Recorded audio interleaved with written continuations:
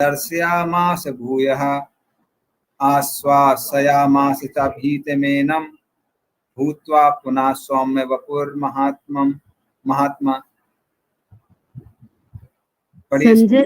संजय ने धृतराष्ट्र से कहा, अर्जुन से इस प्रकार कहने के बाद भगवान कृष्ण ने अपना असली चतुर्भुज रूप प्रकट किया और अंत में 2 भुजाएं वाले अपना रूप प्रदर्शित करके भयभीत अर्जुन को धैर्य बधाया।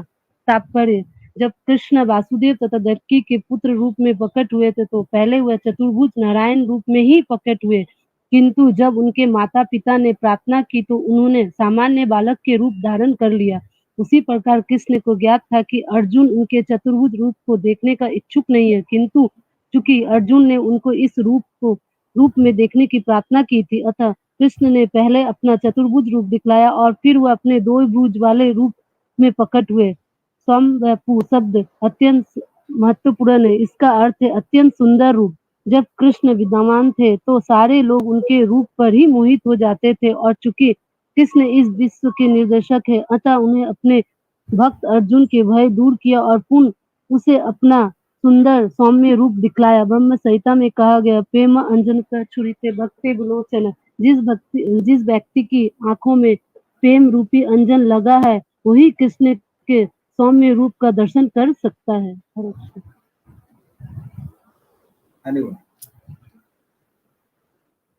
तो इस तरह से भगवान ने 2 रूप दिखाए हैं, स्वकम रूप और सौम्य वपुः।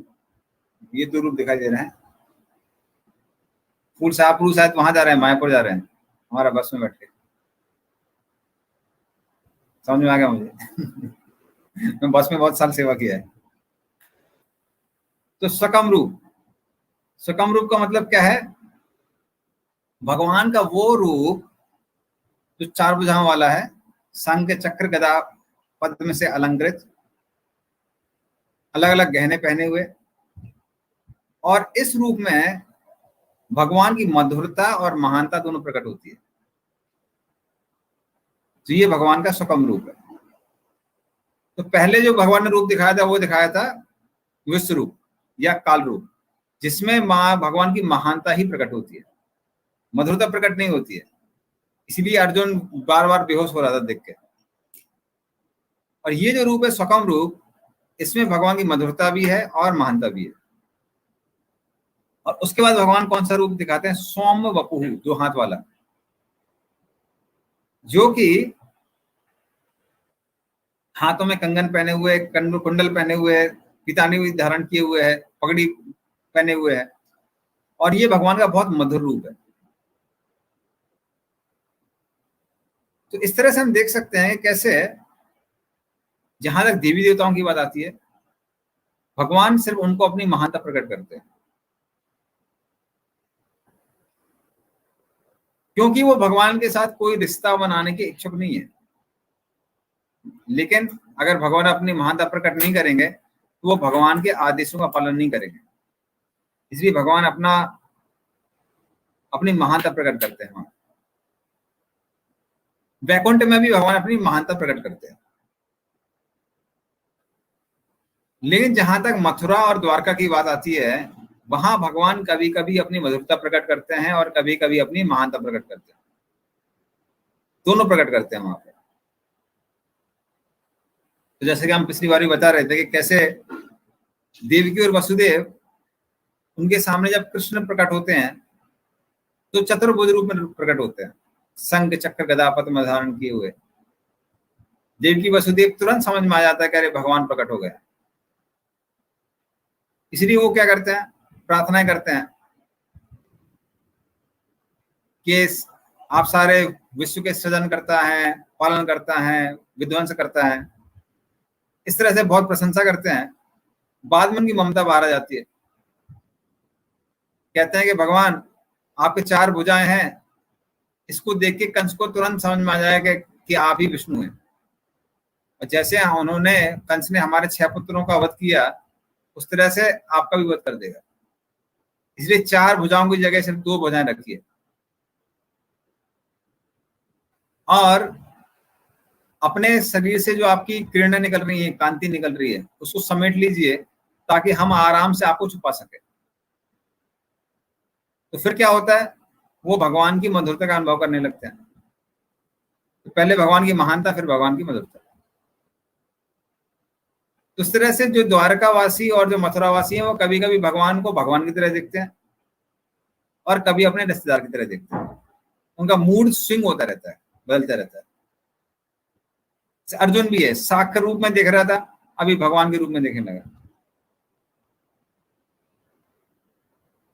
तो वो भूलता रहता है बार बार, वो कभी कभी याद करता रहता है, तो वो होता रहता है।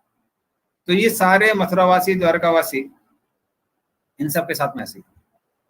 लेकिन जहां तक वृंदावन की बात आती है, वृंदावन में भगवान अगर अपनी महानता दिखाते भी हैं तो ब्रजवासी उससे प्रभावित नहीं होते हैं, क्योंकि उनका कृष्ण से प्रेम इतना ज्यादा है कि मात्र वो कृष्ण की मधुरता का ही आस्वादन करते हैं।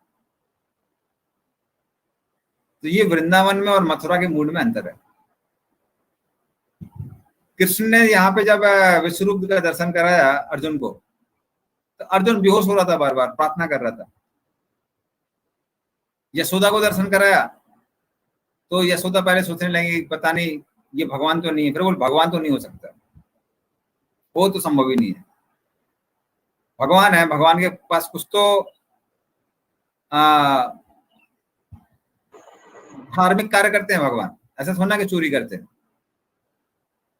ये जब देखो चोरी करता रहता है, यहाँ माखन चोरी किया, वहां माखन चोरी किया। भगवान है, भगवान सबको आश्रय देने वाले हैं। जब बिजली कड़कती है तो ये मेरे ही आश्रय लेता है, मेरे पल्लों के नीचे छुप जाता है, तो ये तो भगवान नहीं हो सकता। फिर वो सोचती हैं कि हो सकता है कि कोई देवता की माया हो, उसकी वजह से मुझे इसके अंदर ब्रह्मांड दिख रहे हैं। तो सोचने लगी अरे मैं छोटी सी स्त्री हूं, मुझे क्यों देवता लोग भ्रमित करेंगे। फिर वो सोचती है कि लगता है कि ये हो सकता है कुछ राक्षस लोगों का कार्य हो, तो वो उनको लगता है कि ये हो सकता है कि पहले पूतना आई, फिर तृणावर्त आया। तो तुरंत वो भगवान विष्णु के अलग अलग मंत्र उच्चारण करने लगी ताकि कृष्ण की रक्षा हो सके।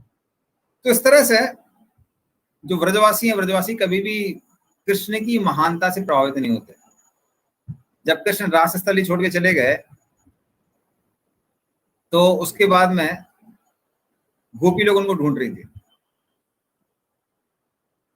तो कृष्ण एक जगह स्थान है जहां पर चतुर्भुज रूप में प्रकट होते हैं। हम वृंदावन की परिक्रमा करेंगे तो देखेंगे। तो फिर जब वो वहां पे प्रकट हुए चतुर्भुज रूप में, तो गोपी लोगों ने प्रणाम किया, बोले भगवान नारायण आ गए हैं। और फिर उसके बाद में वो कहने लगे कि भगवान नारायण बताइए कि कृष्ण कहाँ है। तो उस तरह से वो आकर्षित नहीं होती है, वो सिर्फ कृष्ण की मधुरता का ही आस्वादन करते हैं। इसलिए कृष्ण भी कौन से रूप में रहते हैं, वहां पे सौम्य वपू में ही रहते हैं, वहां कभी चतुर्भुज रूप में नहीं आते। तो ये द्वारका, मथुरा, वृंदावन और वैकुंठ, इनमें अंतर। अभी 51 नंबर। हरे कृष्णा प्रभु। प्रभु जो इनका मूड चेंज होता है, जैसे अर्जुन का साख्य भाव से फिर भगवान की महानता का आस्वादन करे, तो क्या ये कोई भगवान की योग माया शक्ति इस तरह से कार्य करती है उनके ऊपर? भक्तों की इच्छा के अनुसार भगवान अलग अलग रूप धारण करते हैं। तो जो भक्त लोग जिस स्तर का प्रेम होता है उस स्तर के अनुसार भगवान आदान प्रदान करते हैं। तो वैकुंठवासी जो है उनका प्रेम किस स्तर का है कि उस स्तर का है कि वो शांत रस या दास रस में ही भगवान की पूजा कर सकते हैं। प्रेम है, लेकिन कितना प्रेम है, ये हमारे प्रिय मालिक है, स्वामी है, बस इसलिए भगवान उसी रूप में अवतरित होते हैं। उनका जो प्रेम है द्वारका वासियों का, मथुरा वासियों का, उससे ज्यादा है। इसलिए वो समझते हैं हमारे रिश्तेदार हैं, कभी कभी याद करते हैं कि भाई भगवान भी है। और व्रजवासियों का प्रेम सबसे ज्यादा गाढ़ा है, वो सोच ही नहीं सकते कि ये भगवान हो सकते हैं। तो गुण पता है, मालूम है कि भगवान है, लेकिन फिर भी याद नहीं कर पाते हैं, वो एक्सेप्ट नहीं कर पाते हैं उसको। इसलिए आप देखेंगे गोपी गीत में भी गोपियां बोलती हैं सयत्र इंदिरा सा स्वतंत्र ही, यहाँ पे हमेशा लक्ष्मी जी का वास है क्योंकि आप यहाँ पर हैं। तो उनको पता है कि भगवान है, लेकिन प्रेम इतना ज्यादा कि वो उसको याद नहीं कर सकते कि वो भगवान। ठीक है, ओके। हरे कृष्णा प्रभु जी। अच्छा प्रभु जी, जैसे ये जो काल रूप हुआ, ये काल रूप भगवान का ये चतुर्भुज रूप हो गया। काल रूप भगवान ने विश्व रूप नहीं दिखाया था ना, विश्व रूप पहले विश्व रूप दर्शन फिर काल रूप दर्शन। अच्छा, ये विश्व रूप जो हो गया वो काल रूप, ये काल रूप हो गया। देखिए हमने याद करिए आपको, मैंने जब 11वां अभी जब पुराने वर्सेस पढ़ रहा था, भगवान पहले विश्व रूप दिखाते हैं फिर काल रूप दिखाते हैं। इसमें सिर्फ भगवान की महानता स्पष्ट रूप से दिखती है। चतुर्भुज रूप में क्या है, महानता भी और मधुरता भी है। लेकिन जो भगवान का विश्व रूप है या काल रूप है, उसको देख के कभी ये कोई ये नहीं बोल सकता कि मेरे नो विश्व रूप से मैं कितना प्रेम करता हूँ। आप डर सकते हैं लेकिन प्रेम नहीं कर सकते। तो जो काल रूप दिखाया था ना, मुंह से वो अग्नि निकल रही है, सारे लोग उनके मुंह में जा रहे हैं, वो काल रूप था। उसके पहले जब वो दिख रहा था, अर्जुन दिख रहा था कि सारे देवी देवता उनके अंदर हैं, वो विश्व रूप। और ये जो स्वकम रूप हुआ, ये द्विभुज रूप हुआ। स्वकम रूप है 4 भुजाओं वाला। 4 भुजा वाला, अच्छा, ये भी 4 भुजा वाला। हाँ, और जो सोम वपुर लिखा है ना, भूत्वा पुनः सोम वपुर महात्मा, आखिरी लाइन में सोम वपु 2 भुजा वाला है। सेम श्लोक में 50 नंबर में लास्ट लाइन में लिखा हुआ है सोम वपुर महात्मा। सोम वपु मतलब 2 भुजा वाला रूप। Okay bro, okay bro.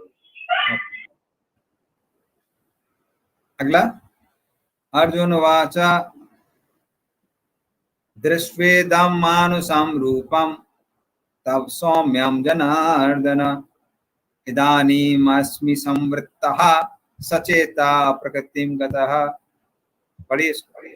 जब अर्जुन ने कृष्ण को उनके आदि रूप में देखा तो कहा, हे जनार्दन, आपके इस अति सुंदर मानवीय रूप को देखकर मैं अब स्थिर चित हूँ और मैंने अपनी प्रकृति अवस्था प्राप्त कर ली है। तात्पर्य, यहाँ पर प्रयुक्त मानुष्य रूपम शब्द स्पष्ट सूचित करता है कि भगवान मूलतः 2 भुजाएं वाले हैं। जो लोग कृष्ण को सामान्य व्यक्ति मानकर उनका उपहास करते हैं, उनको यहाँ पर भगवान की दिव्य प्रकृति से अनभिज्ञ बताया गया है। यदि कृष्ण सामान्य मनुष्य होते तो उनके लिए पहले विश्व रूप और फिर चतुर्भुज नारायण रूप दिख पाना कैसे संभव हो पाता। अतः भगवद गीता में यह स्पष्ट रूप से उल्लेख है कि जो कृष्ण को सामान्य व्यक्ति मानता पाठकों को यह कहकर भ्रांत करता है कि कृष्ण के भीतर का निर्विशेष ब्रह्म बोल रहा है और वह सबसे बड़ा अन्याय करता है। कृष्ण ने सचमुच अपने विश्व रूप को तथा चतुर्भुज विष्णु रूप को प्रदर्शित किया, तो फिर वह किस तरह सामान्य पुरुष हो सकते हैं। शुद्ध भक्त कभी भी ऐसी गुमराह करने वाली टीकाओं से विचलित नहीं होता, क्योंकि वह वास्तविकता से अवगत रहता है।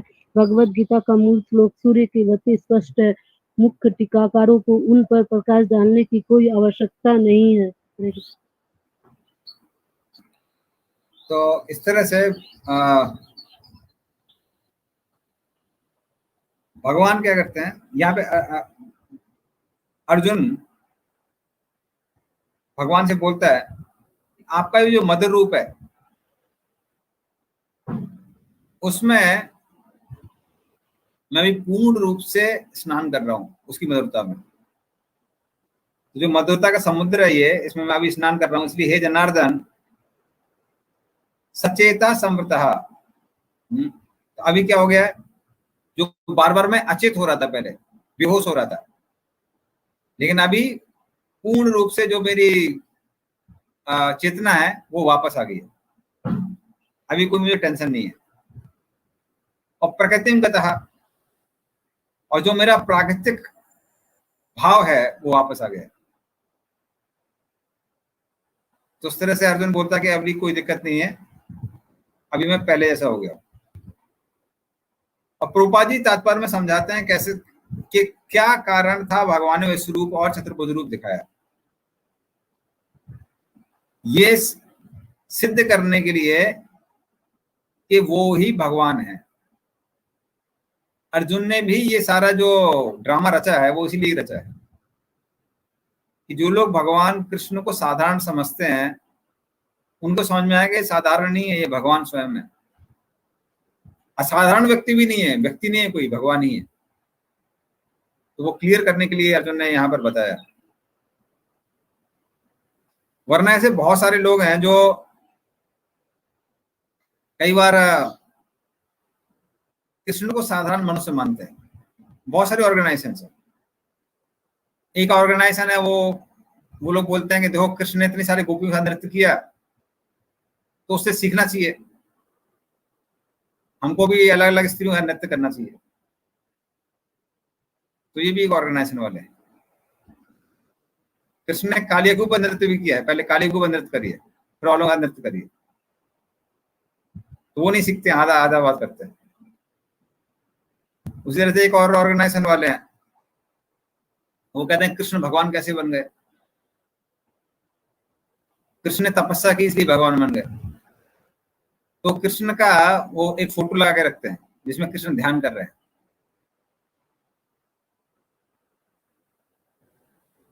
तो ऐसी एक ऑर्गेनाइजेशन थी जो बहुत पॉपुलर थी। तो एक बार यूएस के एक शहर में लोगों ने अपने बड़े बड़े पोस्टर लगा दिए। वो पोस्टर में लिखा हुआ था कि Buddha meditated and became enlightened divine, Jesus meditated and became love divine, Krishna meditated and became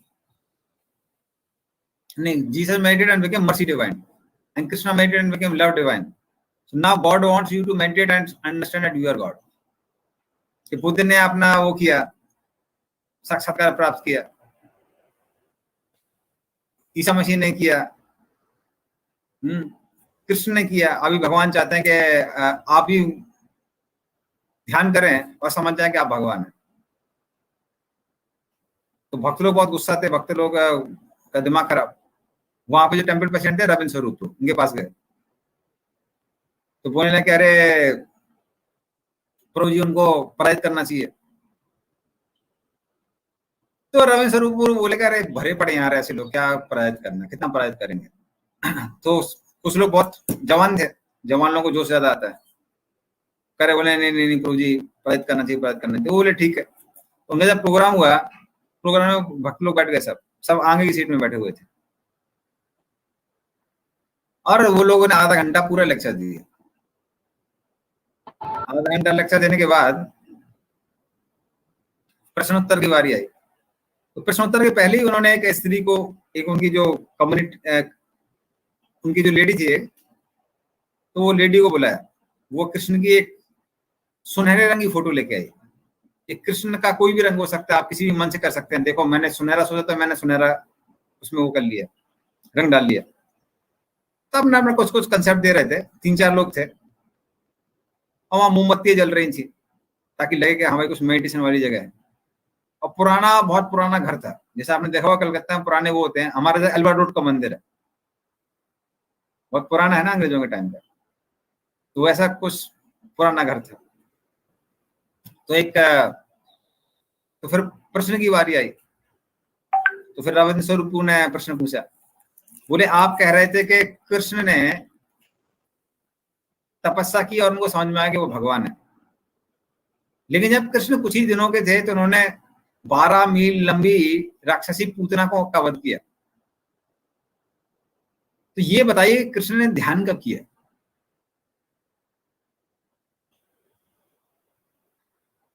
तो फिर वो लोग बड़ा कंफ्यूज हो गए, आपस में बात करने लगे। फिर सब लोग बोलने लगे, ये शब्द शब्द शब्द शब्द सब सब सब शब्द चिल्लाने लगे, ये शब्द मायाजाल है, शब्द के चक्कर में मत फंसिए। तो फिर रविंद्र स्वरूप ने हाथ उठाया, बोले कि आप इतनी देर से इतने सारे शब्द बोल रहे थे आधे घंटे में, वो मायाजाल नहीं था, अभी हमने प्रश्न पूछा तो मायाजाल हो गया। तो सारे भक्त लोग ताली बजाने लगे। तो उस तरह से वो उन्होंने उनको, जो भगवान है भगवान भगवान रहते हैं। तो उसको प्रभुपाद यहाँ बता रहे हैं कि इसीलिए भगवान ने चतुर्भुज रूप और विश्व रूप दर्शन कराया, ताकि कोई ठग के ये ना बोल सके कि हम भगवान हैं, या हम ध्यान करके तपस्या करके भगवान बन सकते हैं। प्रभुपाद ने एक लेक्चर दिया, उसका टाइटल है God is God, dog is dog. भगवान भगवान है, कुत्ता कुत्ता है, कुत्ता कितना भी तपस्या कर ले भगवान नहीं बनेगा। तो यही भगवान प्रभुपाद यहाँ पे अब देखिए प्रभुपाद का मूड है, प्रभुपाद कहीं ना कहीं ढूंढ ढांड के उसको मौका मिलते ही लिख देते हैं। अभी 52 नंबर है 54 नंबर तक भगवान अपने विश्वरूप की प्रशंसा करते हैं।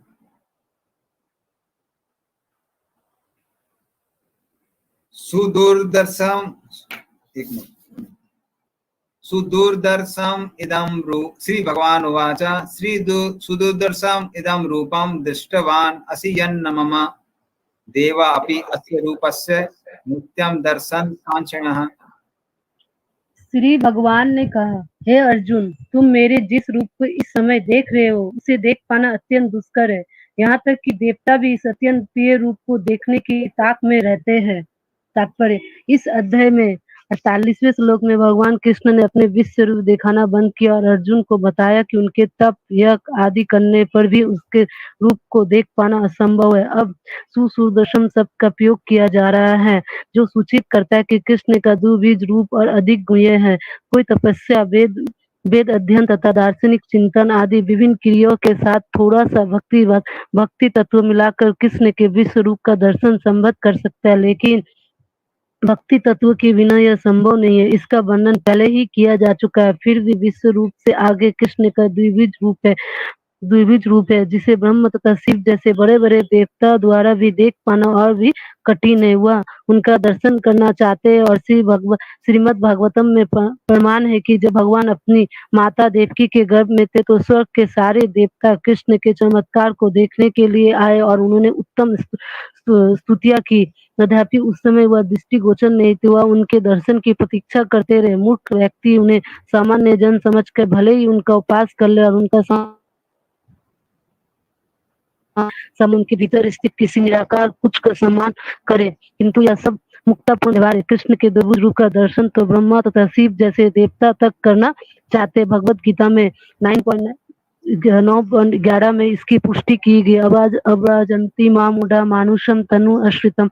जो लोग उनका उपास करते हैं वह उन्हें दृश्य नहीं होते, जैसे कि ब्रह्म संहिता में तथा स्वयं कृष्ण द्वारा भगवत गीता में पुष्टि हुई कि कृष्ण का शरीर सच्चिदानंद स्वरूप है। उनका शरीर कभी भी भौतिक शरीर जैसा नहीं होता, किंतु जो लोग भगवत गीता या इसी प्रकार के वैदिक शास्त्र को पढ़कर कृष्ण का अध्ययन करता है उनके लिए कृष्ण समस्या बने रहते हैं और जो भौतिक विधि का प्रयोग करते हैं उसके लिए कृष्ण एक महान ऐतिहासिक पुरुष तथा अत्यंत विद्वान चिंतनक है। यद्यपि वह सामान्य व्यक्ति है और इतने शक्तिमान होते हुए भी उन्हें भौतिक शरीर धारण करना पड़ा।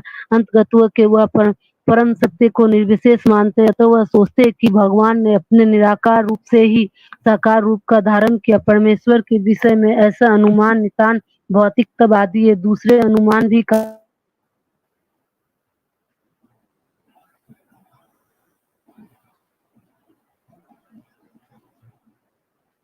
लोग सोचते कि अर्जुन के समक्ष कृष्ण का जो रूप प्रकट हुआ था वह उनके साकार रूप पूर्ण है। उनके अनुसार कृष्ण का साकार रूप काल्पनिक है। उनका विश्वास है कि परम सत्य व्यक्ति नहीं है, किंतु भगवत गीता के चतुर्थ अध्याय में दिव्य विधि का वर्णन है और वह कृष्ण के विषय में प्रामाणिक व्यक्तियों से श्रवण करने की है। यही वास्तविक वैदिक विधि है और जो लोग सचमुच वैदिक परंपरा में है वह किसी अधिकारी से ही कृष्ण के विषय में श्रवण करते हैं और बारंबार श्रवण करने से कृष्ण उनके प्रिय हो जाते हैं। जैसे कि हम कई बार बता चुके हैं कि कृष्ण अपनी योग माया शक्ति से आच्छादित है। उन्हें हर कोई नहीं देख सकता, वही उन्हें देख पाता है जिनके समक्ष वह प्रकट होते हैं। इसकी पुष्टि वेदों में हुई है, किंतु जो शरणागत हो चुके हैं वह परम सत्य को सचमुच समझ सकता है। निरंतर कृष्ण भावना में सदा कृष्ण की भक्ति से आध्यात्मिक आंख खुल जाती है और वह कृष्ण के प्रकट रूप में देख सकते हैं। ऐसा प्रकट देवताओं तथा देवताओं के लिए भी दुर्लभ है, अतः वह भी उन्हें नहीं समझ पाते और उनके द्विभुज रूप के दर्शन की ताक में रहते हैं। निष्कर्ष यही निकला है कि यद्यपि कृष्ण के विश्व रूप का दर्शन कर पाना अत्यंत दुर्लभ है और हर कोई ऐसा नहीं कर सकता, किंतु उनके श्याम सुंदर रूप को समझ पाना तो और भी कठिन है। हरे कृष्णा। तो इस तरह से हम देखते हैं कैसे हमारे कुछ आचार्यों ने बताया है कि ये जो श्लोक है वो विश्वरूप के बारे में भगवान ने बोला है, और प्रभुपाद यहाँ बताते हैं कि वो भगवान ने अपने दो भौतिक रूप के बारे में बताया। और दोनों सही हो सकते हैं, कई बार दो चीजें भी सही हो सकती है।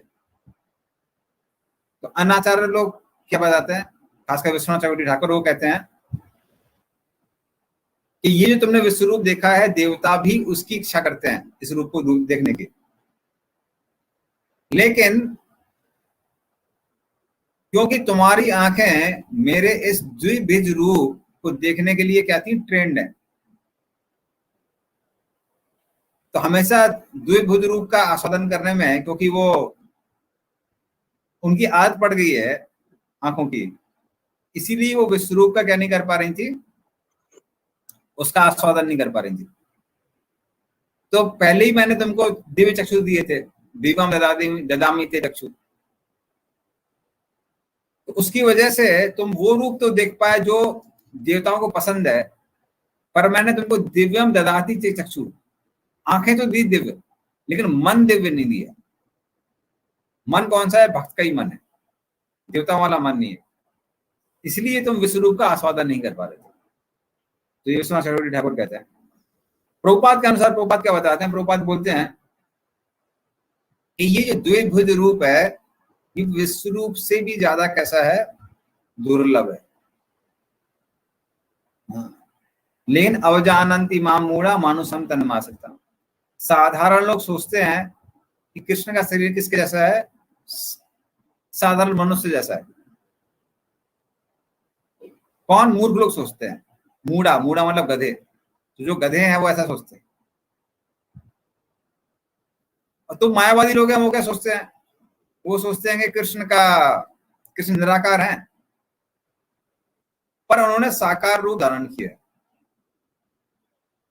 नहीं, कृष्ण के शरीर में अंतर नहीं है, कृष्ण कोई शरीर धारण नहीं करते हैं हमारे जैसे। ऐसे लोगों को मूर्ख बनाने के लिए जरूर जब कृष्ण भगवत धाम जाते हैं तो एक माया शरीर छूट जाते हैं,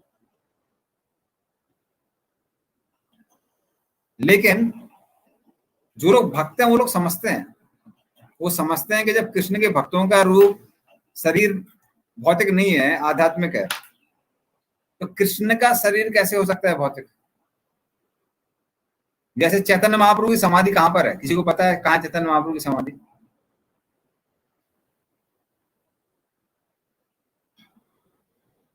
वो जो अलारनाथ में क्या? अलारनाथ में।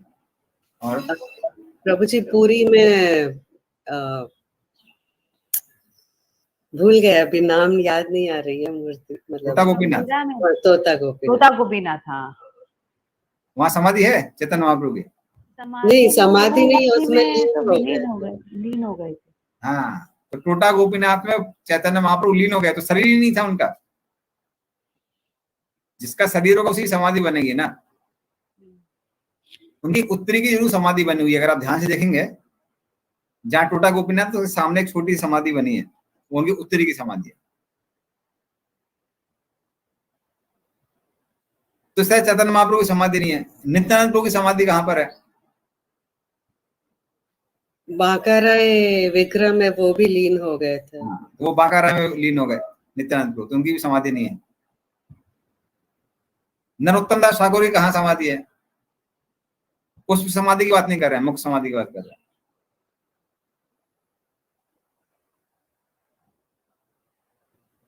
उनकी भी कोई मुख्य समाधि नहीं है, पुष्प समाधि बनी है वृंदावन में राधा गोकुलानंद के पास, लेकिन उनकी कोई मुख्य समाधि नहीं है, क्योंकि उनका वो कैसे संसार से गए, उनके जो एक सेवक थे वो उनके शरीर को मसाज कर रहे थे, तो दूध में परिवर्तित होके वो गंगा में बह के चले गए।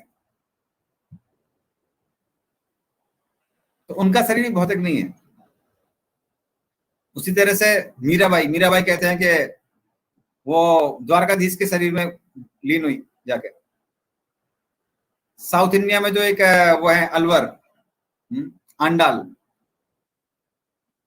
तो वो रंगनाथ के शरीर में लीन हो गई, प्रवेश कर गई। जब इन लोगों के शरीर भौतिक नहीं है, आध्यात्मिक है, तो कृष्ण का शरीर कैसे भौतिक हो सकता है? लेकिन कृष्ण अपना शरीर किसके लिए छोड़ के गए? एक माया शरीर छोड़ के गए उन लोगों के लिए जो लोग सोचना चाहते हैं, समझना चाहते हैं कृष्ण का शरीर भी कैसा है, भौतिक है। बल्कि तीर मारने के बाद जरा को ही उन्होंने वैकुंठ धाम भेज दिया। तो जिस जरा ने उनको तीर मारा था उसको वैकुंठ धाम भेज दिया। कुछ मूर्ख लोग हैं वो नहीं समझते हैं, वो सोचते हैं साधारण। तो उसी तरह से उसीलिए भगवान, तो प्रभुपाद जी यहां बोल रहे हैं, तो ऐसा नहीं है कि कृष्ण का विश्वरूप ही असाधारण है, कृष्ण का द्विभुज रूप भी और भी ज्यादा असाधारण है। असाधारण क्यों है? लोग देख के भी उसको नहीं समझ पाते हैं। जैसे उदाहरण देते हैं आपको,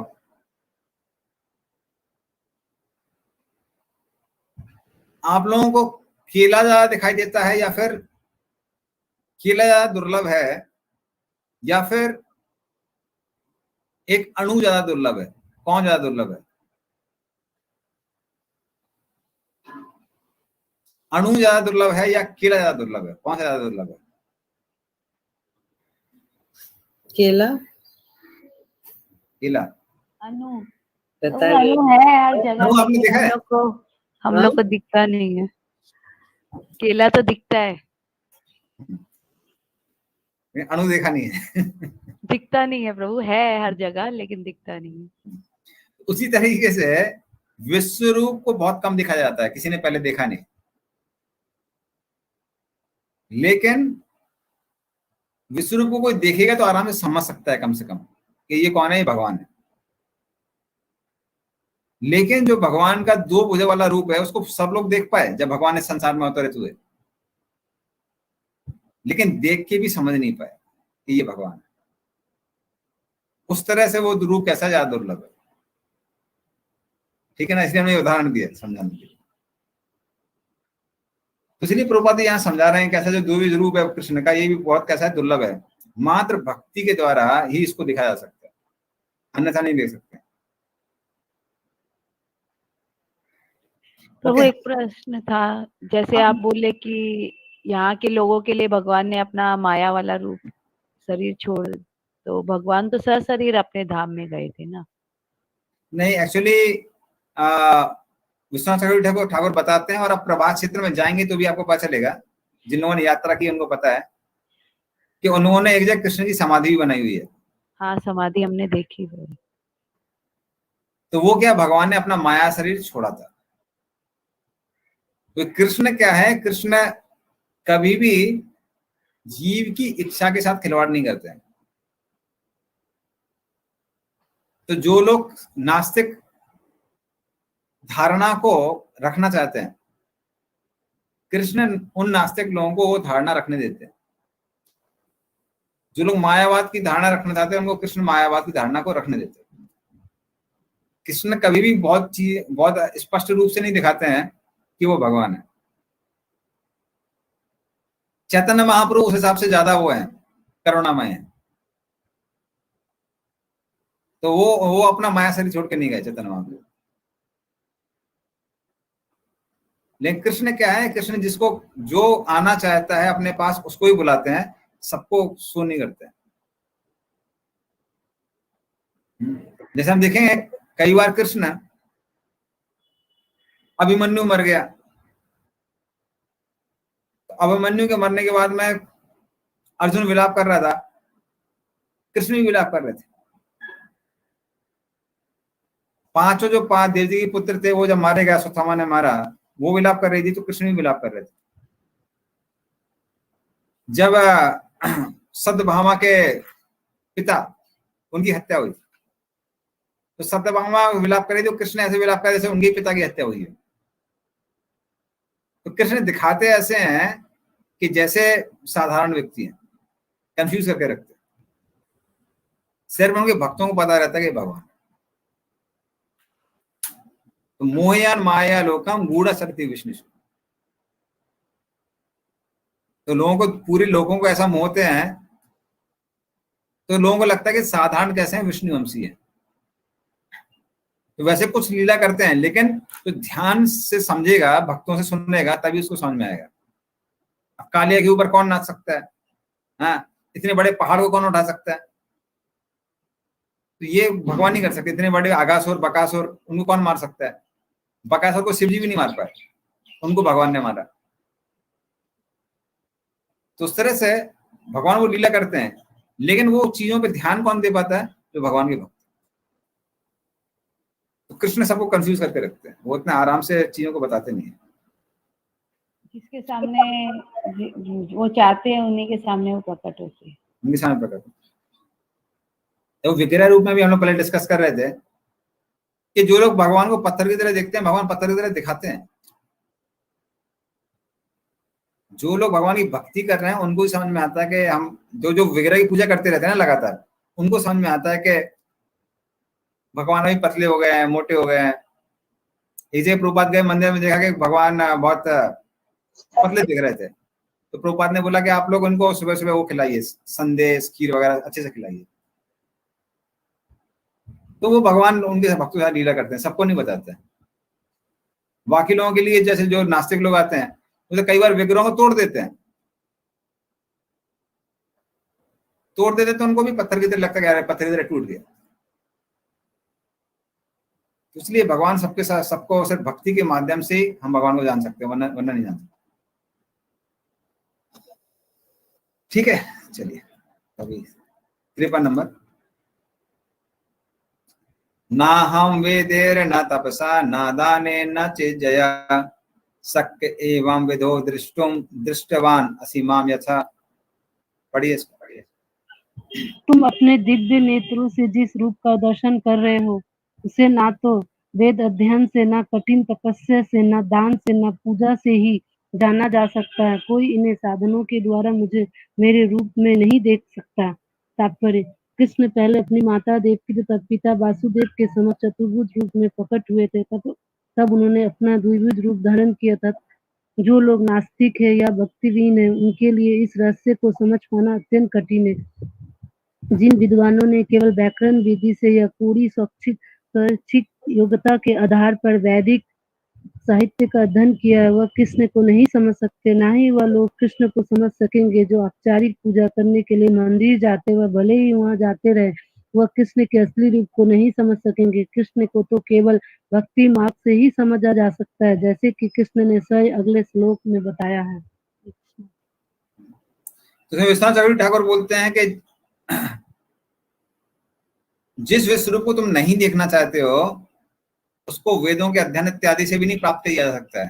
तो जो लोग वेद पढ़ते हैं, तपस्या करते हैं, दान देते हैं, ये सोच के कि विश्व रूप के दर्शन होंगे, वो भी नहीं कर पाते हैं। और उस रूप को तुम कह रहे हो कि हम नहीं देखना चाहते। और प्रभुपाद जी बताते हैं, प्रभुपाद जी ये भगवान के दो भुज रूप के बारे में बता रहे हैं और चतुर्भुज रूप के बारे में बता रहे हैं कि ये जो रूप है कैसे हैं, बहुत दुर्लभ है। तो मात्र ऑफिशियली मंदिर जाने से, घंटा बजाने से भगवान को नहीं देख सकते, और नास्तिक वादी तो देख ही नहीं सकते। मात्र भक्ति से ही कृष्ण को जाना जा सकता है। इसलिए कई बार लोगों को लगता है कि अरे भाई, इतना ज्यादा भगवान की भक्ति करने की आवश्यकता क्या है।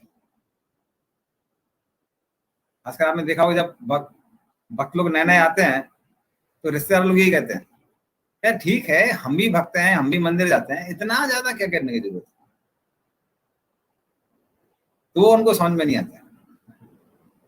जो भक्ति करेगा, उसका आस्वादन करेगा, उसी को समझ में आएगा। देखिए, सब लोग, आप लोग भी कम से कम 2 घंटा तो हर कोई दे रहा है कम से कम दिन में जप करने में।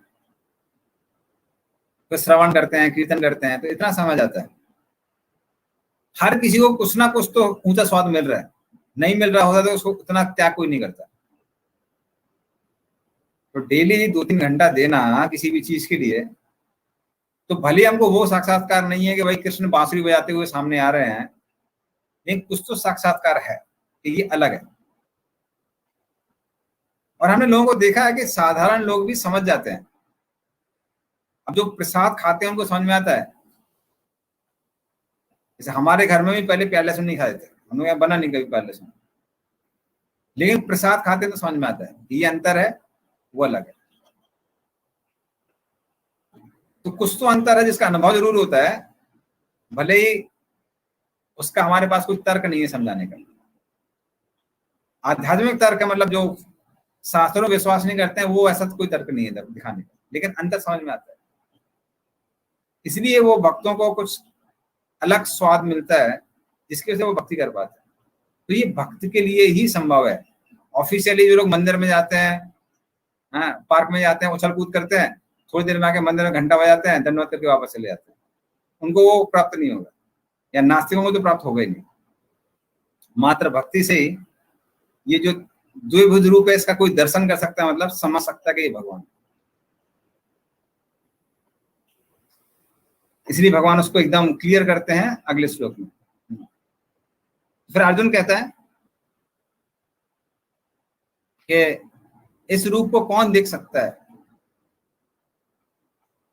तो भगवान बताते हैं कि भगवान बोलते हैं ना बहुत दुर्लभ है, पिछले श्लोक में। अर्जुन बोलता है कि अरे इतना दुर्लभ है तो कौन देख सकता है?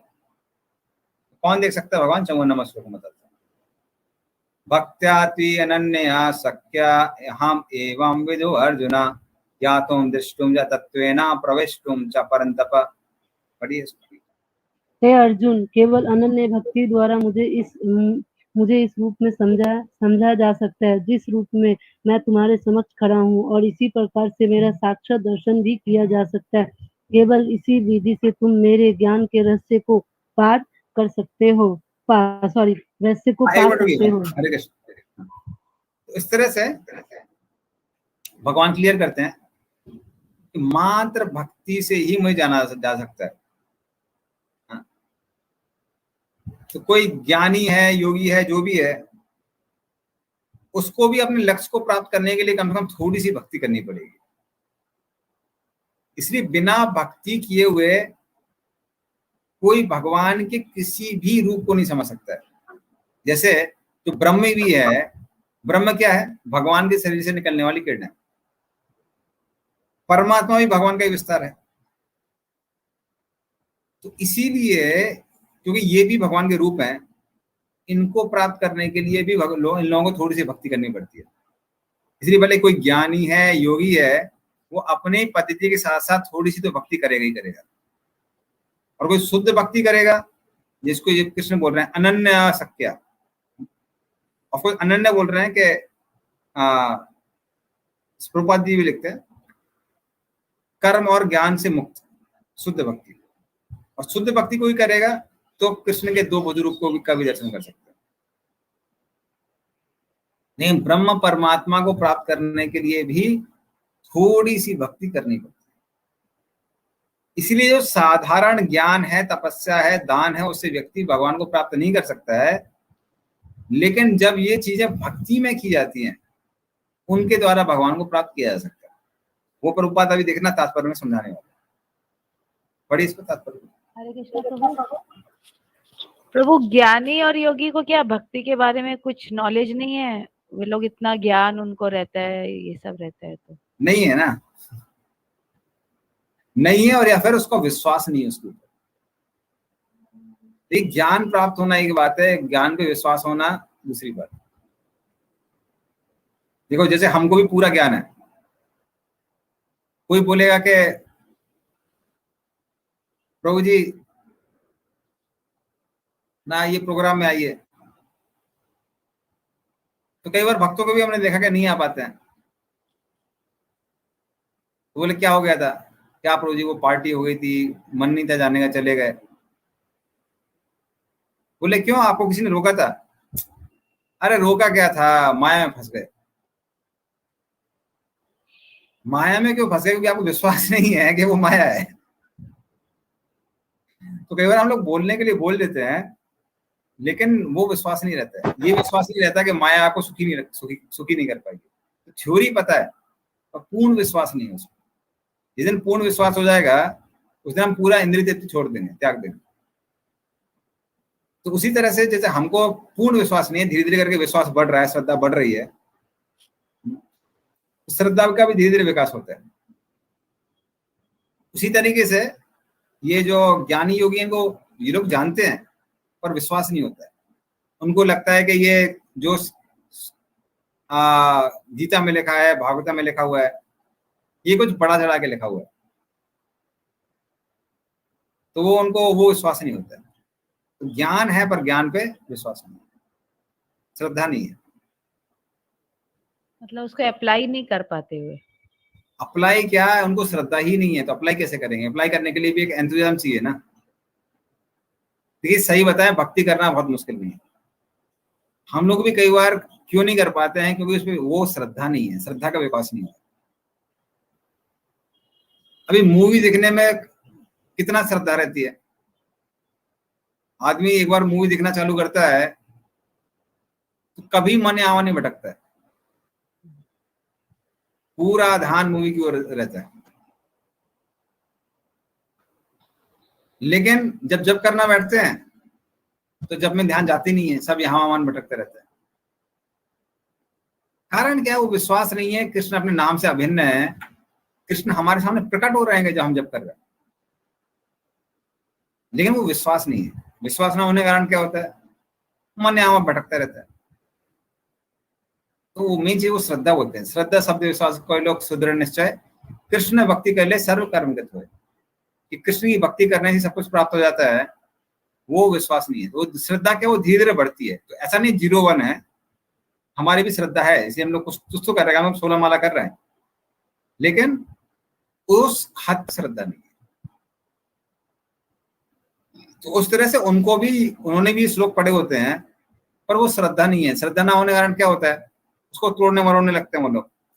शायद इसका मतलब ये होगा, उसका मतलब ये होगा, ये तो हो नहीं सकता है, डायरेक्ट मीनिंग नहीं हो सकता है। तो डायरेक्ट मीनिंग पे उनको विश्वास नहीं है, इसलिए वो इनडायरेक्ट मीनिंग कहीं ना कहीं खोजते रहते हैं। तो ये प्रॉब्लम है। ठीक, पढ़िए तात्पर्य। तात्पर्य, कृष्ण को केवल अनन्य भक्ति द्वारा समझा जा सकता है। इस श्लोक में वह इससे स्पष्टता कहते हैं कि जिससे ऐसे अनाधिकारी टीकाकारों जो भगवत गीता को केवल कल्पना के द्वारा समझना चाहते हैं, यह जान सके कि वह समय का अपव्यय कर रहे हैं।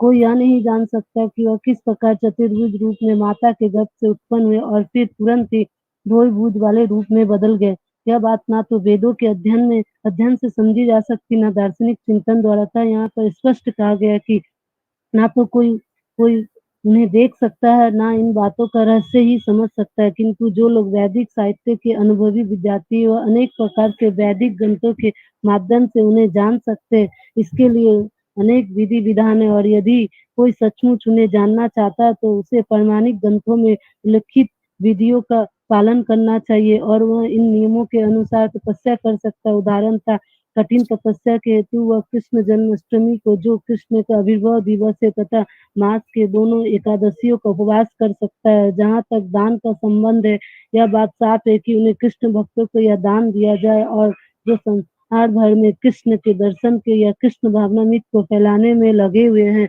कृष्ण भावनामृत मानवता के लिए वरदान है। रूप गोस्वामी ने भगवान चैतन्य की प्रशंसा परम दानवीर के रूप में की है, क्योंकि उन्होंने कृष्ण प्रेम का मुक्त रिक्त से विस्तार किया है, जिसे प्राप्त कर पाना बहुत कठिन है। अतः यदि कोई कृष्ण भावनामृत का प्रचार करने वाले व्यक्तियों को अपना धन दान में देता है, तो कृष्ण भावनामृत को प्रचार करने के लिए दिया गया यह दान संसार का सबसे बड़ा दान है। यदि कोई मंदिर में जाकर विधि पूर्वक पूजा करता है, भारत के मंदिर में सदा कोई न कोई मूर्ति, सामान्यतः विष्णु या कृष्ण की मूर्ति रहती है, तो यह भगवान की पूजा करके तथा उन्हें सम्मान प्रदान करने की उन्नति करने का अवसर होता है। नौसिखियों के लिए भगवान की भक्ति करने के लिए मंदिर पूजा अनिवार्य है, जिसकी पुष्टि शास्त्र उपनिषदों में हुई है, जिसमें भगवान के लिए अविचल भक्ति भाव से होता है और जिसका मार्गदर्शन गुरु करते हैं, जिसमें उसकी वैसे ही अविचल श्रद्धा होती है, वह भगवान का दर्शन प्रकट रूप में कर सकता है। मानसिक चिंतन मनोधर्म द्वारा कृष्ण को नहीं समझा जा सकता। जो व्यक्ति प्रामाणिक गुरु से मार्गदर्शन प्राप्त नहीं करके, उसके लिए कृष्ण को समझने का शुभ आरंभ कर पाना भी कठिन है। यहाँ पर तू शब्द का प्रयोग विशेष रूप से यह सूचित करने के लिए हुआ है कि कोई अन्य विधि ना तो बताई जा सकती है, ना प्रयुक्त की जा सकती है, ना ही कृष्ण को समझने में सफल हो सकती है। एक मिनट रुकिए। इसमें देखिए प्रभुपाद बता रहे हैं कि साधारण अगर आप तप करेंगे तो लाभ नहीं है, लेकिन एकादशी करेंगे तो लाभ है। साधारण दान करेंगे उससे भगवान को प्राप्त नहीं कर सकते, लेकिन भगवान का जो आंदोलन है या भगवान की सेवा उसके लिए दान करेंगे तो आध्यात्मिक लाभ मिलेगा, वो भक्ति है। इसीलिए जो भगवान पिछले श्लोक में बोल रहे हैं 53 नंबर श्लोक में कि यज्ञ दान तप से प्राप्त नहीं कर सकते हैं, वो कौन सा यज्ञ दान तप है? वो भक्ति से विहीन यज्ञ दान तप है। लेकिन वही यज्ञ दान तप जब भगवान की प्रसन्नता के लिए किया जाता है, आप संकीर्तन यज्ञ कर रहे हैं, वो शुद्ध भक्ति है। एकादशी का पालन कर रहे हैं, वो तपस्या, वो शुद्ध भक्ति है। या फिर दान है जो भगवान के सेवा के लिए दान कर रहे हैं, वो शुद्ध भक्ति है। सर यज्ञ दान तपस्या जो भक्ति से विहीन है, उसके द्वारा हम भगवान को नहीं प्राप्त कर सकते हैं, पर जब यही चीजें भक्ति में हो जाती हैं तब उससे भगवान को प्राप्त किया जा सकता है। वो प्रभुपाद ने तात्पर्य में समझा। आगे आगे पढ़िए। कृष्ण के चतुर्भुज तथा दिव्य साक्षात रूप अर्जुन को दिखाया गया। क्षणिक विश्व रूप से सर्वथा भिन्न नारायण का चतुर्भुज रूप तथा कृष्ण का द्विभुज रूप दोनों ही शाश्वत तथा दिव्य, जबकि अर्जुन को दिखलाया गया विश्व रूप नाश्वर है। सुदूरशम शब्द का अर्थ है कि अर्थ यह है देख पाने में कठिन, जिससे पता चलता है कि इस विश्व रूप को किसी ने नहीं देखा था। इससे यह भी पता चलता है कि भक्तों को इस रूप को दिखाने की आवश्यकता भी नहीं थी। इस रूप को कृष्ण ने अर्जुन की प्रार्थना पर दिखाया था, जिसमें भविष्य में यदि कोई अपने को भगवान का अवतार कहे तो लोग उससे कह सकता है कि तुम अपना विश्व रूप दिखलाओ। पिछले श्लोक में न शब्द की पुनरुक्ति सूचित करते कि मनुष्य को वैदिक ग्रंथों के पंडित्य के गर्भ नहीं होना चाहिए, उसे कृष्ण की भक्ति करनी चाहिए, तभी वह भगवद गीता की टीका लिखने का प्रयास कर सकता है। कृष्ण विश्व रूप से नारायण के चतुर्भुज रूप में और फिर अपने सहज द्विभुज रूप में वर्णित होते हैं। इससे यह सूचित होता है कि वैदिक साहित्य में उल्लिखित चतुर्भुज रूप तथा अन्य रूप कृष्ण के आदि द्विभुज रूप से उद्गत है। वह समस्त उद्भावों के उद्गम है। कृष्ण इनसे भी भिन्न है। निर्विशेष रूप की कल्पना करना तो कुछ कहना ही नहीं है। जहाँ तक कृष्ण की चतुर्भुजी रूप का संबंध है, यह स्पष्ट कहा गया कि कृष्ण का सर्वाधिक निकट चतुर्भुजी रूप जो महाविष्णु के नाम से विख्यात।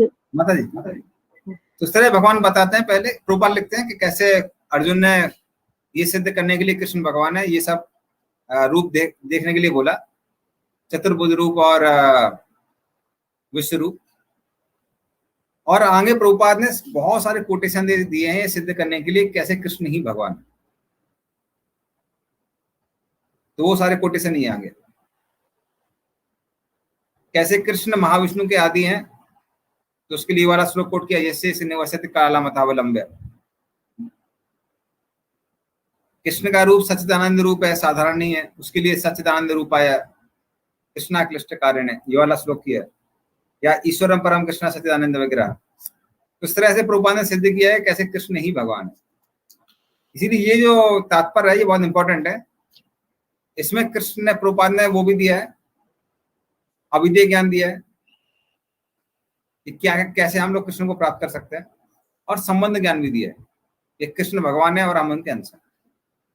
तो ये दोनों, इसलिए ये जो तात्पर्य है, कोई भी आप नया व्यक्ति को दिखाइए तो 54 और 55 नंबर जो श्लोक का तात्पर्य है वो काफी मिल जाएगा उसको भक्ति करने के लिए, क्या करना है क्या नहीं करना है। अभी देखिए 55 नंबर में भी भगवान ने प्रभुपाद ने बहुत डिटेल बताया हुआ है कि कैसे हम भगवान की भक्ति कर सकते हैं। तो 55 नंबर भी पढ़ लेते हैं। हरे कृष्णा प्रभु जी। हाँ बोलिए प्रभु जी। यहाँ पर लिखा है कि ये कृष्ण के चतुर्भुज, स्पष्ट कहा गया कृष्ण का सर्वाधिक निकट चतुर्भुजी रूप जो महाविष्णु के नाम से दिखाता है। तो जो महाविष्णु का जो रूप है, जो जिनके शरीर से रोम रोम से ब्रह्मांड निकलते हैं, ये भगवान का चतुर्भुजी रूप है। हाँ चतुर्भुज रूप है महाविष्णु का। कृष्ण का चतुर्भुज रूप जो द्वारका और मथुरा में दिखाते हैं वो अलग है, लेकिन महाविष्णु का चतुर्भुज रूप है।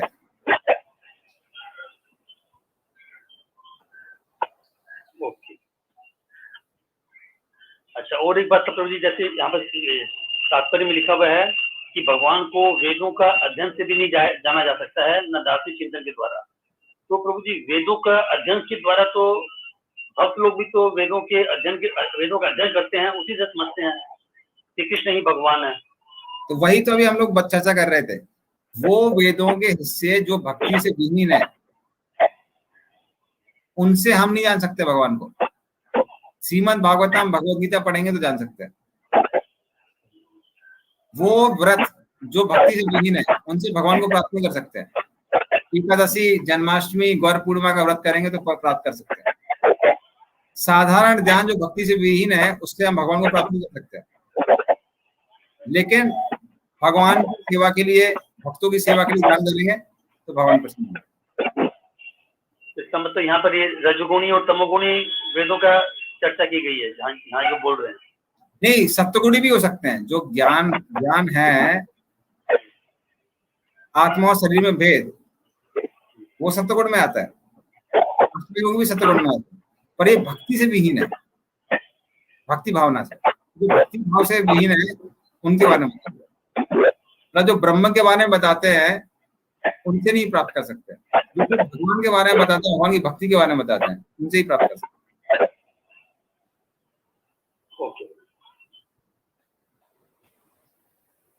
ठीक है, 55 नंबर। मत कर्म कृन मत परमो मद भक्ता संग वर्जितः निर्वैरा सर्वभूतेषु यासा माम इति पांडव। पढ़िए। हे अर्जुन, जो व्यक्ति सकाम कर्मों तथा मनोधर्मों के कलमश से मुक्त होकर मेरी शुद्ध भक्ति में तत्पर रहता है, जो मेरे लिए ही कर्म करता है, जो मुझे ही जीवन लक्ष्य समझता है और जो प्रत्येक जीव से मैत्री भाव रखता है, वह निश्चय ही मुझे प्राप्त करता है। तो तात्पर्य पढ़ना है। हाँ, इसका तात्पर्य मैं क्या कहता हूँ, पहले अर्थ बता देता हूँ, फिर आप तात्पर्य पढ़ लीजिए। तो भगवान बोलते हैं कि जो भक्त लोग हैं उनके अलग अलग वो हैं, गुण हैं या क्रिया हैं। तो उसमें से भक्त लोग कुछ कर सकते हैं या पूरी भी कर सकते हैं, कुछ गुण हो सकते हैं या पूरे हो सकते हैं, या कुछ कर्ण गुण आंशिक रूप में हो सकते हैं। क्या क्या गुण है? मत कर्मकृत, भक्त लोग सिर्फ मेरे लिए ही कार्य करते हैं। मत परमो, वो मुझे ही परम समझते हैं, कृष्ण को छोड़ के किसी और को संसार में परम नहीं समझते। मत भक्ता, वो पूर्ण रूप से मेरी ही भक्ति करते हैं, किसी और से लेना देना नहीं है। ऐसा नहीं कि अन्य देवी देवताओं की पूजा कर रहे हैं। संग वर्जितः, इस संसार के जो भौतिक आसक्ति है उससे वो लोग मुक्त है। संग वर्जितः। निर्वैरा सर्वभूतेषु, वो इस संसार में जो भी जीव है किसी से भी घृणा नहीं कर सकते, करते हैं। तो जिसके ऐसे गुण हैं इन भक्तों के, ये जो गुण है, तो जिनके अंदर ये पांचों गुण आ गए हैं, या सा मामेति पांडवा, वो भक्त मुझे प्राप्त कर सकता है। तो ये 5 गुण भगवान ने इसमें बताया। ठीक है, तो पांचों में से एक भी कम नहीं हो सकता। वो तो मेरे हाथ में नहीं है। पांचों होना जरूरी है। भगवान बोल के गए हैं, क्या कर सकते हैं। बहुत कठिन है प्रभु। देखिए, दूसरा बात क्या है, गुण तो हमारे अंदर नहीं है, इन गुणों की इच्छा करनी चाहिए। इन गुणों की इच्छा करके जब हम भक्ति करेंगे तो ये गुण आएंगे। देखिए, खुद से भी गुण को प्राप्त नहीं कर सकते, खुद से गुण को प्राप्त कर सकते हैं, नहीं कर सकते। इन गुणों को जब हम इनकी इच्छा करने का प्रयास करते हैं या फिर ऐसा बनने का प्रयास करते हैं, तो भगवान की कृपा से ऐसा होता है। अर्थात भले ही अंदर से किसी के प्रति घृणा आ रही है, लेकिन कम से कम घृणा के कारण वो कार्य नहीं करते घृणा वाला, धीरे करके, और भगवान से बोलते हैं घृणा है, हटा लीजिए, तो भगवान हटा दें। तो सिर्फ प्रयास करना है, इच्छा करना है, बाकी देने वाले भगवान है। हाथ में नहीं है, सब कुछ हमारे हाथ में नहीं है।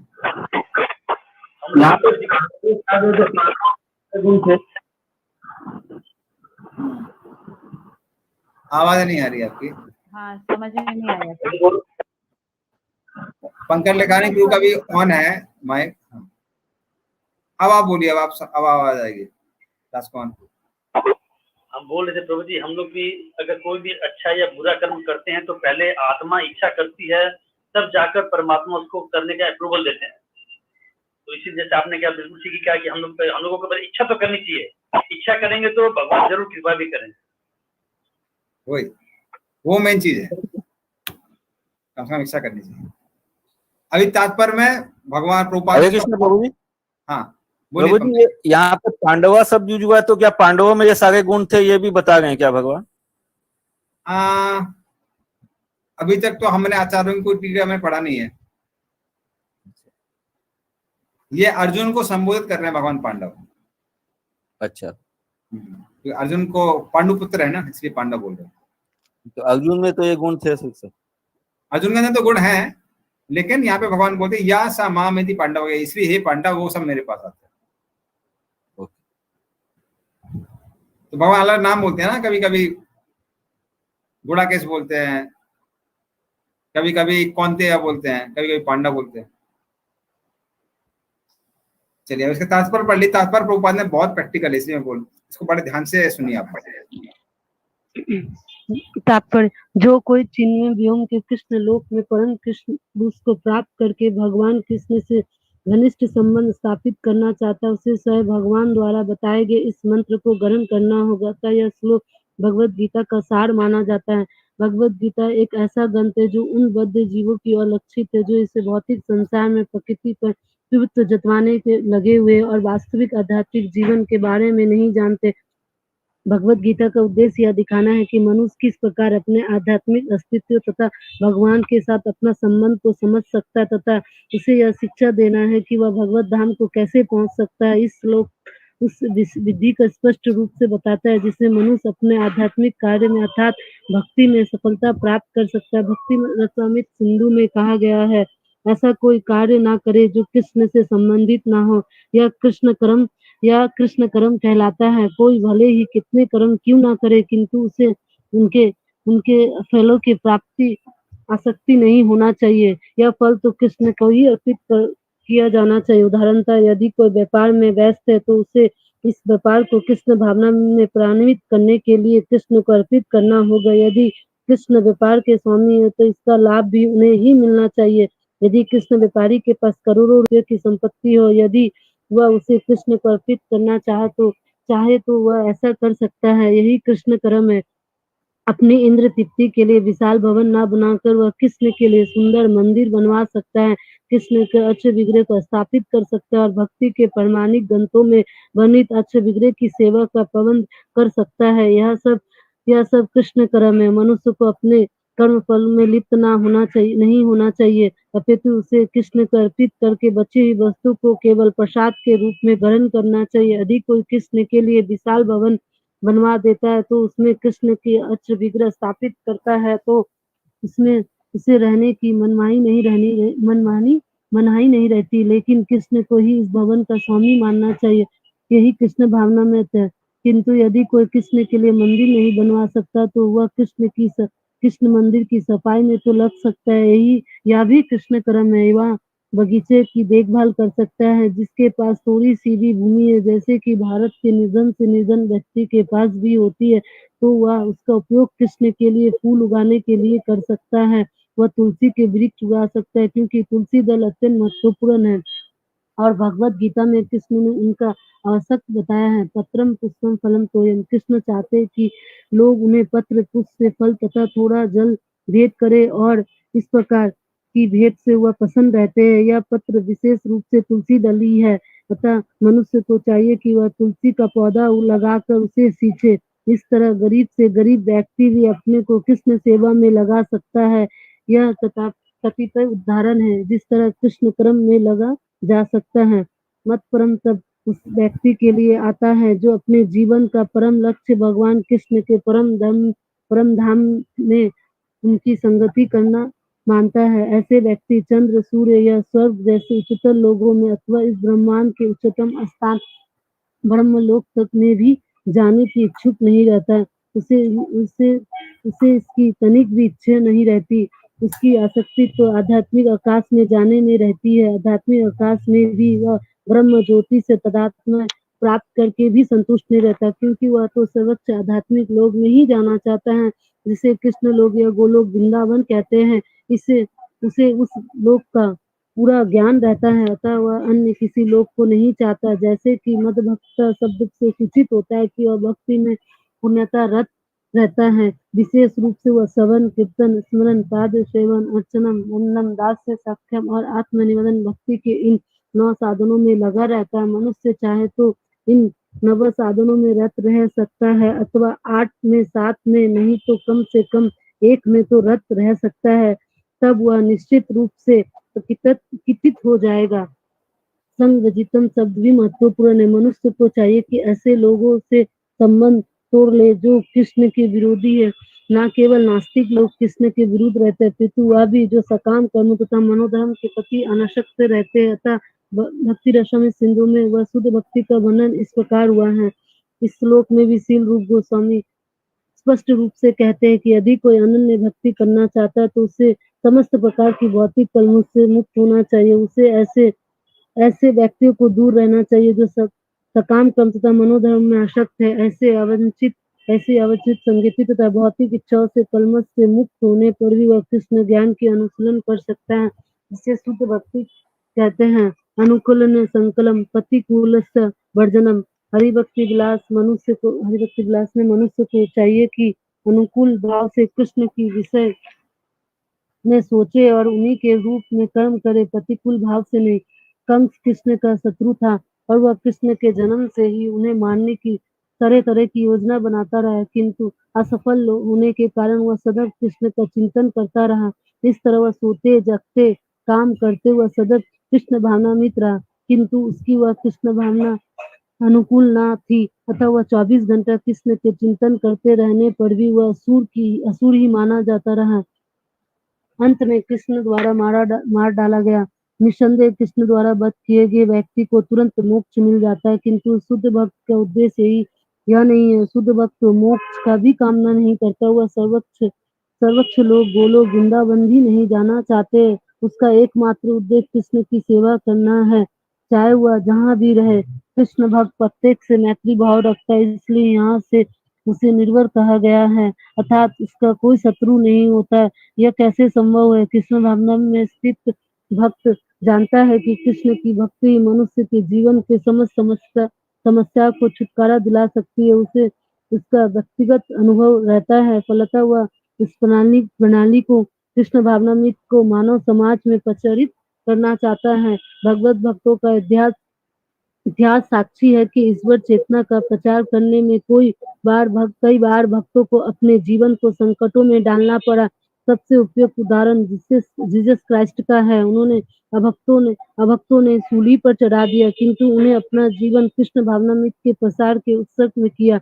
निसंदेह यह कहना है कि वह मारा गया वो ठीक नहीं है। इस प्रकार भारत में भी अनेक उदाहरण है तथा प्रहलाद महाराज तथा ठाकुर हरिदास ऐसे संकटों में उन्होंने क्यों उठाया, क्योंकि वह कृष्ण भावनामृत का प्रसार करना चाहते थे। और यह कठिन कार्य कृष्ण भावनामृत व्यक्ति जानता है कि मनुष्य कृष्ण के साथ अपने संबंध को भूलने के कारण ही कष्ट भोग रहा था। मानव समाज की सबसे बड़ी सेवा होगी कि वह अपने पड़ोसी को समस्त भौतिक समस्या से उबारा जाए। इस प्रकार शुद्ध भक्त भगवान की सेवा में लगा रहता है। तभी हम समझ सकते हैं कि कृष्ण उन लोगों पर कितने कृपालु है जो उनकी सेवा में लगे रहकर उनके लिए सभी प्रकार के कष्ट सहते। अतः यह निश्चित है कि ऐसे लोग इस शरीर को छोड़ने के बाद परम धाम प्राप्त होते हैं। कारण से यही है कि कृष्ण ने अपने क्षणभंगुर विश्व रूप के साथ साथ काल रूप के जो सब कुछ भक्षण करने वाला है और यहाँ तक कि चतुर्भुज विश्व रूप को भी दिखलाया। इस तरह कृष्ण इन समस्त स्वरूप के उद्गम है। ऐसा नहीं है कि आदि विश्व रूप या विष्णु के ही अभिव्यक्ति है, वह समस्त रूपों के उद्गम है। विष्णु तो हजारों लाखों है, लेकिन भक्त के लिए कृष्ण का कोई अन्य रूप उतना महत्वपूर्ण नहीं जितना कि मूल रूप ही श्याम सुंदर रूप। ब्रह्म संहिता में कहा गया है कि जो प्रेम या भक्ति भाव से कृष्ण से श्याम सुंदर रूप के प्रति आसक्त है, वह सदैव उन्हें अपने हृदय में देख सकता है और कुछ भी नहीं देख सकता था। मनुष्य को समझ लेना चाहिए कि 11वां अध्याय का तात्पर्य है कि कृष्ण का रूप ही सर्वोपरि है और परम एवं परम सार है। इस प्रकार श्रीमद् भगवत गीता का 11वां अध्याय विराट रूप का भक्ति वेदांत तात्पर्य पूर्ण है। तो उस तरह से आप लोग क्या कर सकते हैं, ये थोड़ा होमवर्क है। 54 नंबर 55 नंबर जो ये तात्पर्य हैं, इनसे पॉइंट्स देखिए क्या क्या हम अपने जीवन में अप्लाई कर सकते हैं, और ये भी आप लिख सकते हैं कौन कौन से अप्लाई कर रहे हैं पहले से, और फिर ये भी लिख सकते हैं कौन कौन से अप्लाई कर सकते हैं। प्रभुपाद ने पूरा सारा समरी दे दी है 54-55 में, आप देखेंगे। तो विग्रह के बारे में बस हम थोड़ा सा एक मिनट और डिटेल बताएंगे बस। जैसे विग्रह के बारे में प्रभुपाद ने बताया, वो ट्रेडिशनली पहले होता था, शायद हमने पहले ही बताया था कि विग्रह को आप जैसे घर में रखते हैं तो घर के स्वामी कौन है, विग्रह है। इसलिए प्रभुपाद ने क्या लिखा है कि भक्त लोग भगवान वो नहीं घर नहीं बनाते हैं, क्या बनाते हैं, भगवान का मंदिर बनाते हैं, और वो चाहे तो उस घर में रह सकते हैं। मतलब घर का इंचार्ज कौन है, स्वामी कौन है, भगवान है, हम नहीं है। और फिर अगर आपके वो चेतना रहती है कि भगवान स्वामी हम सेवक हैं, तो सारी क्रियाएं ऑटोमेटिकली आध्यात्मिक हो जाती हैं। झाड़ू लगाना मंदिर में झाड़ू लगाने जैसा हो जाता है, भोगा कुकिंग करना भगवान के मंदिर में भोगा कुकिंग करने जैसा हो जाता है। आप जो कमा के ला रहे हैं वो ढूंढना कल्टीवेशन जैसा हो जाता है। जो आप लोग घर के लोगों की सदस्यों की सेवा कर रहे हैं, वो तो या तो प्रचार जैसा हो जाता है अगर वो भक्त नहीं है तो, और अगर भक्त हैं तो वैष्णव सेवा जैसा हो जाता है। तो उस तरह से कृष्ण चेतना के साथ में सारी चीजें कृष्ण भावना भावित हो सकती है। तो वो प्रभुपाद ने डिटेल में यहाँ पे बताया।